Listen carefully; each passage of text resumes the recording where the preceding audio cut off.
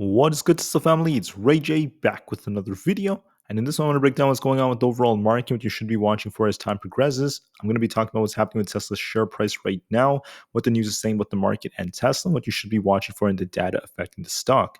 Before I break into down all this information, before I talk about how many of these shorts are continuing to short Tesla and what this means for the future, let me just mention a couple of things. I am personally not a financial planner, so take nothing I say as financial advice. And also, if you guys can, please smash the like button if you want to see more videos like this. It not only benefits me, it benefits the entire Tesla community as a whole. Anyways, let's break down what's happening to the market so far. Looking at the market, we had a very boring, a very flat day on SPY, going back and forth once again, barely closing in the green. SPY fails to break above 452, but at the same time, it held above 448. So we're still stuck in this range. Tesla, on the other hand, started off very weak. We were talking about how if it lost this support right here, right, at this daily 200 EMA at 230, expect this thing to come down close to 225. We ended up seeing 226.5, so just a little bit above what the expectation was. And then it came right back up above it. So we saw buyers defending. They're trying to push Tesla back. And Tesla ended up getting back above the 200 EMA, which is a decent sign. Then after that, once we broke above it, we came back above 230. The resistance to watch for that was critical was around that 235 area. And then we had 237 above that to 238. We basically pumped a little bit above that resistance before coming back down. And then we just traded sideways as the day went on. So the question is, what's going on with Tesla? Why is there all this bad news coming out? How do the technicals look? And what's happening with the news affecting the stock? Well, I'm going to be honest with everyone. Here's my view of Tesla. I'm going to be very blunt right now. I'll go more into detail on this part maybe tomorrow in my video. I'm going to break down like the longer term for Tesla and talk about December. But here's a little hint. I am bullish for December. This chart looks bullish. We have a very nice inverse head and shoulders on Tesla's 4-hour time frame. But for the short term, there's been a lot of shorting going on with Tesla, and we could see Tesla fluctuate a bit, trade a little sideways, maybe cool off a little bit. That could still happen for the short term for the next week or so. But I believe that regardless of what happens, okay, Tesla has major upside coming for December, and I think that we could be seeing the start of a potential short squeeze. Now, if Tesla cools off a bit and shorts keep piling in, right, these same shorts need to start covering. And I think that whether it's after the Cybertruck launch event or something like that, or at least heading into the month of December, I think that the end of the year rally is going to help Tesla rally pretty hard, and lots of shorts will start covering, and that's going to cause a massive short squeeze. So I will be talking more about that tomorrow, the specific levels and such. For now, I just want to make that clear. I'm a big bull on Tesla for December, but for right now, I'm still open to the possibility of some short-term fluctuations, some downside, and some sideways price action. So why do I say that? Well, some of the news that's coming out is still a little negative for Tesla. And the technicals are not that strong just for like the super short term. It's looking a little bit more stationary, kind of like trading sideways, declining a little bit for the last 2.5 days. So we might just see Tesla kind of remain range bound for some time before we get a bigger rally to end the year. I just want to talk about that in more details. The first piece of news that's not the best for them would be what's going on with Sweden. We're seeing the dock workers refusing to unload Teslas at particular ports. And this is once again leading to this movement where people are saying they should boycott Tesla and this and that. Honestly, guys, I went into more details about this in the morning, but this is negative news, and this could still affect Tesla to some extent. There's also some talk about Elon Musk. I mean, we're seeing headlines saying that he needs a babysitter and things like that. My view of Elon Musk is I still have a positive view of him. I think that the work he has done is amazing for humanity. I think that you can't just forget about anything that he has done when it comes to helping to build Tesla and his other companies. I think that the man speaks the truth the large majority of the time, but sometimes there could be times where his words could easily be misinterpreted, or he could say things that are very contentious. So we're still seeing, Elon Musk making the headlines. We're still seeing some negative news about him. I saw more headlines saying that Tesla's crashing because of him and this and that. Other headlines are saying that he needs a babysitter. I mean, it's just insane. The media loves to just find different ways to just like point at Elon and point at Tesla and just get money off these clicks. I mean, negative news tends to get more clicks too. So, with things like this happening, the truth is there's like a gray line between whether or not it's just all Elon or just like, media bias. I would say that's in the middle. I would say that the truth is there's good and bad between the ways that Elon Musk acts for Tesla. So the good is, he's helping the company greatly. The future is extremely bright regardless, and this and that. But the not so good news is the fact that sometimes he could say things that could either be misinterpreted or they could be just causing some backlash amongst investors or particular groups of people that lead to them just not wanting to buy Teslas or just having ideas to just boycott the company and just things like that. So I respect his freedom of speech. I respect Elon Musk's rights, and I do agree with a lot of what he says.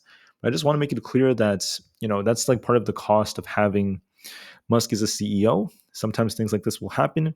But at the same time, I would still say that the ultimate reward is going to outweigh the risk because there's still so much opportunity in Tesla. And I'm still very bullish for the long term, and crazy money is still going to be made regardless. All right. So I just want the best for Elon Musk and his family. I don't want him to be hurt by any of this. I just want the best for his health and his life. And I just want, peace out there, right? I'm sure that's what the majority of people want. So that's my view. I just want the best for Musk. I know that what he says could be misinterpreted, or sometimes he just says what's on his mind. Regardless of that, like I said before, just remember the reward is going to outweigh the risk with Elon Musk being CEO and still having his parts. I can almost promise you that, and it's going to be a-okay. All right. So, with that being said, as a reminder for Tuesday, we have Nvidia's earnings. This could cause some high volatility. And then on Tuesday, we also have the FOMC minutes. Next week, we have Thanksgiving on Thursday. The market's going to be closed for Thursday. We'll be watching to see what happens on the other days. It's going to be a very short week, so less volume. And typically during weeks like this, and historically, the market does slow down a bit. We'll see if that happens. We need to wait for confirmation before making a claim like that. Tesla doesn't have anything different when it comes to like analyst ratings. The price price ratio is dropping a little bit. Tesla's losing some strength right now, but it's not that severe compared to like earlier this year or even like during the summertime. It's stronger than that period, but it's not as strong as what we saw like a few months ago. On top of that, when it comes to seasonality, November tends to be strong, and I think December is going to be even stronger this month around. I think that Tesla is going to be very strong for the months, at least to end them, and I think that there's going to be upside still coming. But one thing that's worth noting is that as we're getting high volume at about 142 plus million, we're also seeing Tesla becoming the second most shorted stock in the stock market. There are about 83.84 million Tesla shares being shorted right now. That's about over 3% of the float, which seems kind of low, but at the same time, it's high because that's millions and millions of shares. And there are quite a few shorts continuing to pile in. So if this keeps continuing, we see this get closer to that 100 million mark. That could be, something that leads to manipulation moving forward. There are lots of, pieces of news that are just associated with these shorts, and I just want to make it clear that it works in their favor to try to bring Tesla down, and many of them have that intention right now because they're trying to short Tesla and make money off of it. So with over 80 million shares being shorted, and we're seeing this increase in the short interest and the amount of surges in like negative headlines and etc. for Tesla, this could lead to some volatilities. That's why we're going to be watching these levels. So as far as Tesla goes, there could be a possible kind of like a downtrend like structure that's like developing here. I wanted to just call this out because it's very important that we look at Tesla for what it is and how it moves going forward. The thing about Tesla, especially when we go back to like SPY, I think that Tesla has a tendency of showing its strength when the time is right, but the best thing we could do is just be as patient as possible. All right, so I want to now just like break down some very important levels on Tesla and then talk about what you should be watching for going into next week. I'm going to try to be very blunt with this. So Tesla could have a slight like downtrend that's kind of like being respected here. So I'm going to do is just kind of like show you what could be playing out, but it's going to depend on many different factors.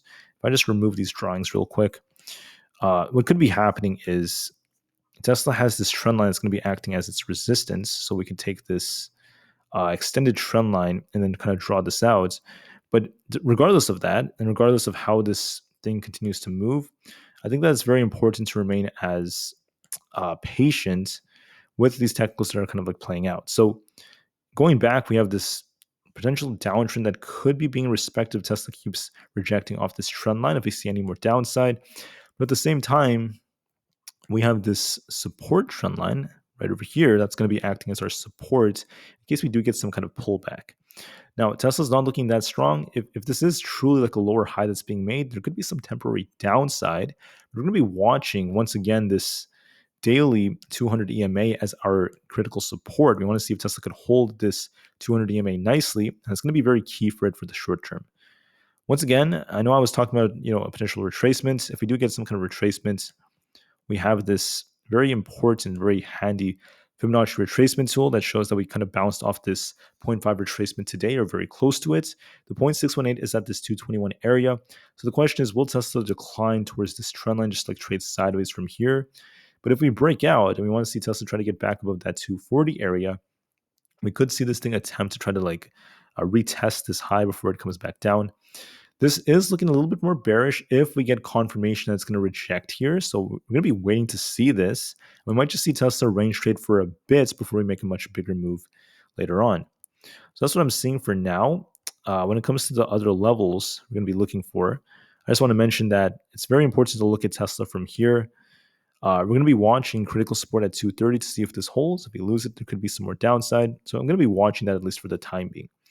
As far as SPY goes, I just want to call out something on SPY. SPY is very boring, to be honest with you, not really doing much. Right here, you could see that SPY has been stuck between 448 as support, that's critical support, and 452 as resistance. We've been stuck here for almost 4 straight days.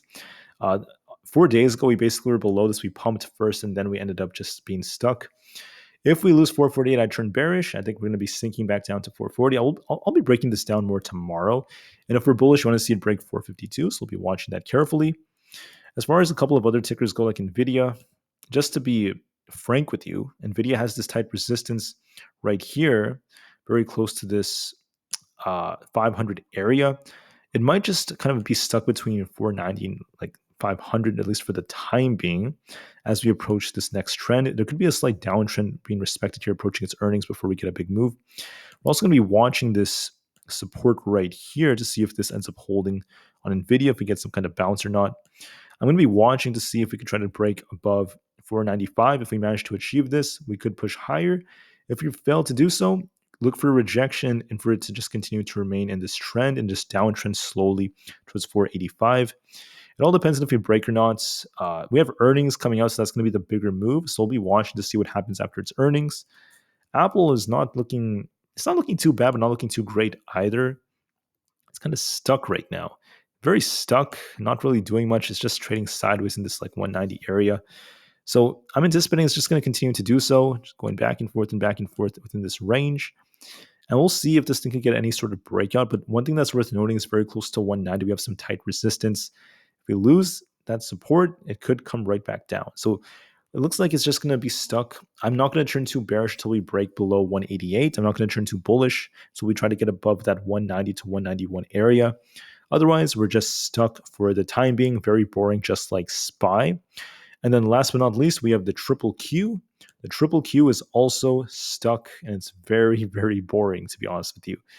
We didn't get above 388 to try to turn more bullish. We didn't get below 382 to turn more bearish. We've been stuck between 383.5 and about 387 for almost 3 days, besides this one little pop we got during the pre-market on Wednesday. We've been stuck for almost 4 days, back and forth and back and forth. As of right now, it looks like we're just going to be stuck until we finally see which way it breaks. And until then, it's just going to be boring for the time being. So we'll be waiting to see what happens during this very short trading week. We're going to be off during Thanksgiving, and we'll be watching to see what the market does. But the best thing to do is just watch supply and demand, and I'll be talking more about the market tomorrow. Tomorrow, I have a very good video coming out about Tesla, why I'm still very bullish on Tesla for December. I'm also going to be talking about SPY, so make sure you watch for that video tomorrow. It's going to be coming out around 3 o'clock p.m. Eastern Standard Time tomorrow. So wait for that video to come out. It's going to be for Saturday. It's going to be a very good one. I'm going to be talking about what I predict Tesla could do for the long term. Not long term, more like the next 5 to 6 weeks. And I think that it's going to be very useful for traders out there once you have a general view of the direction of Tesla. All right, so I'm going to be doing more technical analysis tomorrow. Until then, I thank you all so much for listening. Have a great weekend. Enjoy your Friday, and peace out.